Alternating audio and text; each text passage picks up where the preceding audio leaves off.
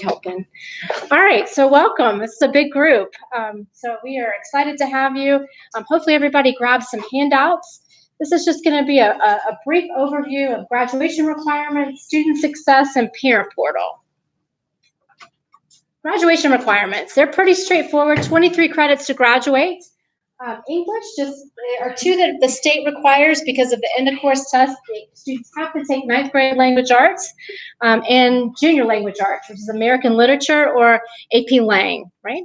The other two can be 10th grade language arts, senior language arts, or most likely dual enrollment for our students, right? Because our schedule is really allowing a lot of opportunity for dual enrollment. Math, Algebra 1, Geometry, Algebra 2, and are the three that are required, and then a fourth math, or it's an accelerated equivalent. Just keep in mind that if you're thinking about doing dual enrollment math, your student does need through Algebra 2 or accelerated geometry, because that encompasses Algebra 2 to be eligible for dual enrollment. Now, Georgia Tech math is completely different. It's going to require even higher level math than that. But for the colleges that you've heard today, they're going to require through Algebra 2. Biology, chemistry, and physics are the three required sciences. The fourth science can be several electives that we have. Even 11th grade seminar counts as a fourth science. And so while some students I know took physical science credit, we really encourage you to take four sciences on campus or dual enrollment, 4 Englishes, and 4 maths. Colleges do like to see that every single year, and they don't like to necessarily see a gap. Social studies, world history, U.S. history, American government, and economics. Health and PE, and I know some students like to do that online and get that out of the way. That's totally fine.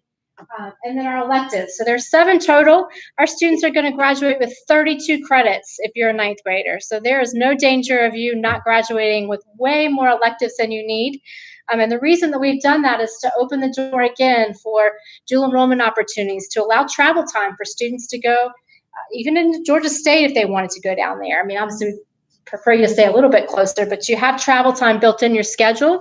And then the thing that I'm most excited about are the internship opportunities. We've had so many businesses reach out to want to partner with us to have students come on their campus. And what better way before you spend a lot of money in a college to know, do I like this? Do I not like this? Than spending the day or a semester with an employer. And Savannah has to keep me track of time because I went too long last time. That's okay. Promotion criteria, very simple. Gwinnett County several years went to just a basic, if you have 5 credits, you're moving on, 11, 17, and 23 required. And then the gateway, that is a graduation requirement in Gwinnett. So how many 9th graders are in the room? Okay, how many 10th graders? So our 10th graders are going to take it for the first time in the spring, and they will only take the science section this year. So the social studies has now moved to U.S. history, which is 11th grade. So they're giving now 1 each year. We did include the writing prompts for science for that have been offered this year and next year. And the social studies, again, will be on solely a U.S. history writing prompt. It is not a hard test. The students get a writing prompt. They write a well-formed 5-paragraph essay. But some students panic, right? So what happens if I don't pass it the first time? It's not the end of the world. I promise I'm jumping ahead. We're going to have a slide on this. But it's offered multiple times in the year. And so I give the test a lot, and I see students, and they're so incredibly nervous, and they sometimes freeze. We want them to pass it on the first time. I think that most of them will. But if they don't, to take that pressure away, there are multiple opportunities for them to pass. And colleges do not know that they had to take it more than once. Grade point average. So for our 9th graders, when is your first grade point average going to be calculated? That's right, in January. That's right. So as I have my senior meetings in the past, seniors will oftentimes say, oh my gosh, I wish I'd done better in 9th grade. And I hear that more times than I wish I did, because 4 years seems so far away, but every semester counts because every semester is calculated in the overall GPA. And so you're going to see what the first GPA is your numerical GPA. And that is just nothing more than an average of every grade that you've earned thus far. Right? So obviously a 95 is going to be better than a 90 in this respect. That is what rank is calculated from as well. Now, I wish Personally, Gwinnett County would take rank off the transcripts. A lot of systems have gone to do that. Colleges really don't put a lot of emphasis any longer on rank. It just really isn't a true indicator of how a student is going to do in college, but they ask for it, so we keep it on there for now. The next GPA is what the colleges are going to pay most attention to, and that's the 4.0 GPA. Ours does not go above a 4.0 right now. It's what it caps out. And so that is where a student, there's a range. So oftentimes your numerical is going to be lower than your 4.0, and students will oftentimes ask why. That's because there's a 10-point range on your 4.0 scale, and 90 counts the same as 100. Right? So when I see 89s on a transcript or 79s on a transcript, that drives me nuts, because it's a full quality point that you lost added for that course into your GPA.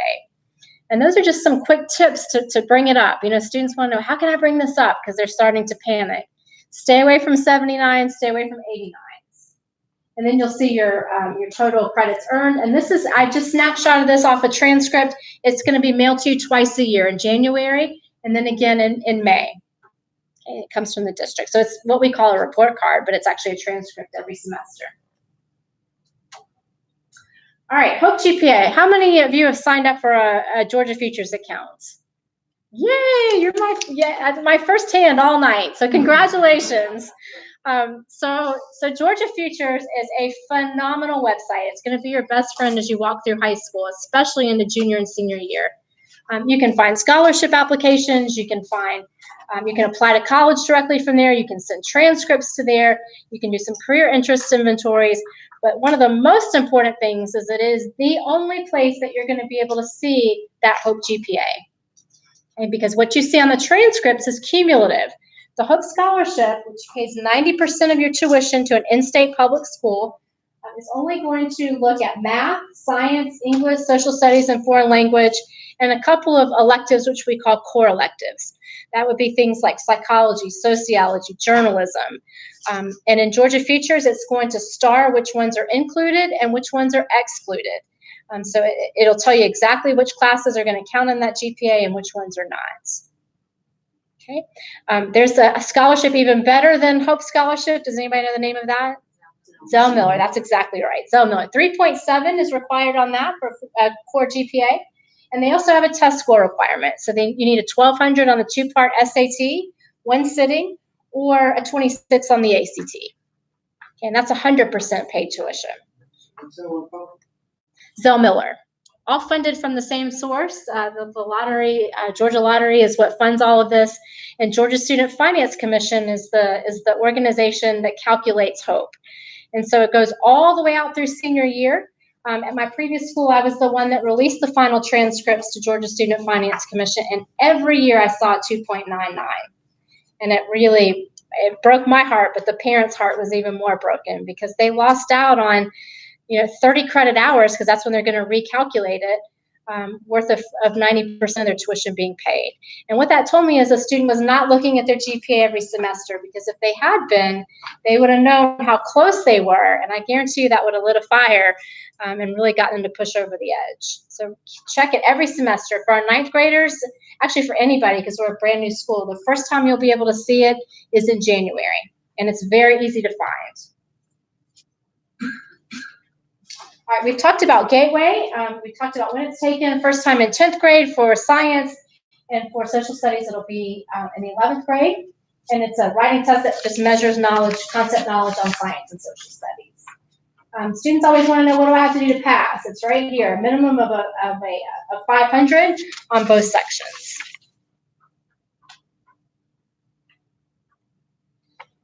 All right, student success here at Paul Duke. So this is and I know our students and parents know at this point, it is a unique setting here. Our schedule is unlike any other school in the district.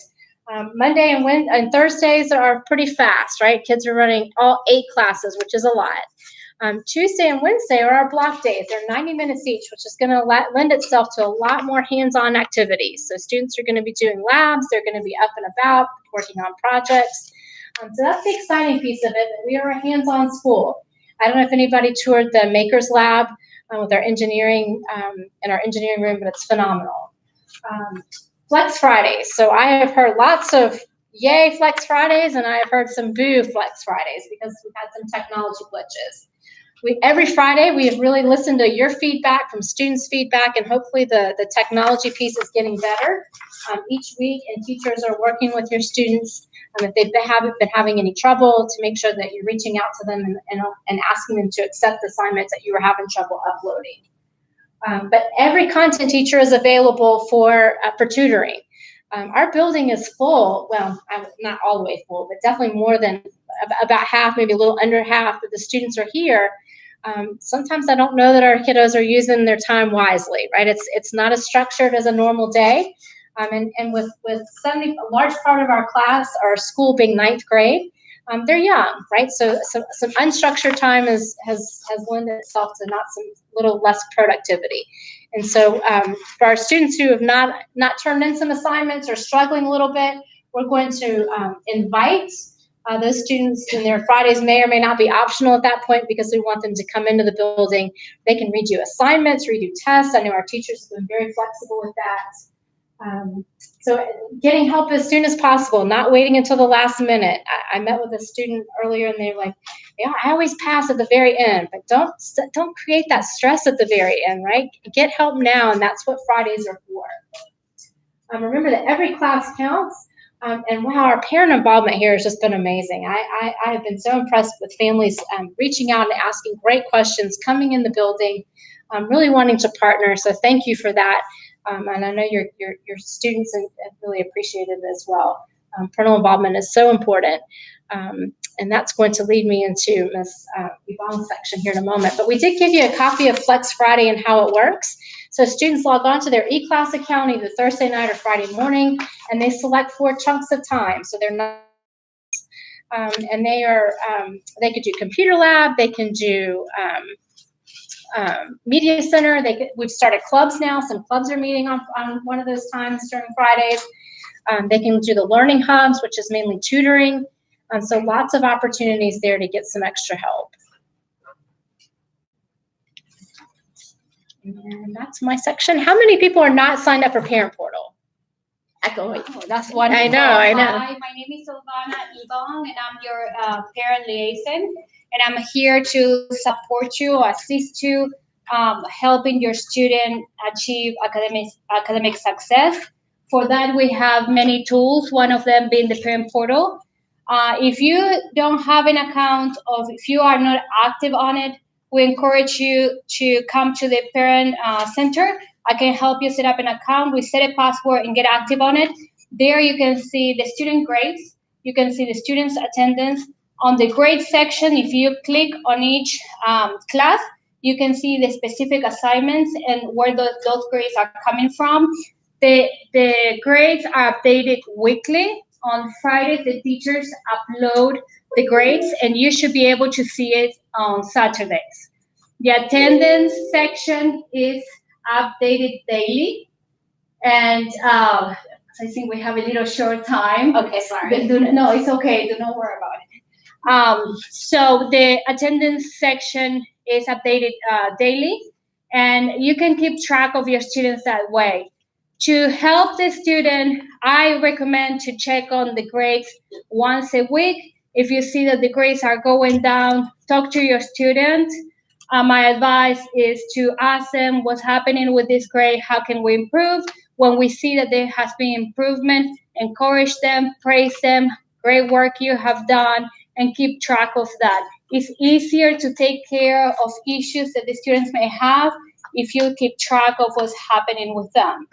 So that's the overview of the Parent Portal. I'm in my office from 7:30 to 3 p.m. You can come anytime or schedule a meeting, and I will make myself available to meet with you. Thank you for coming.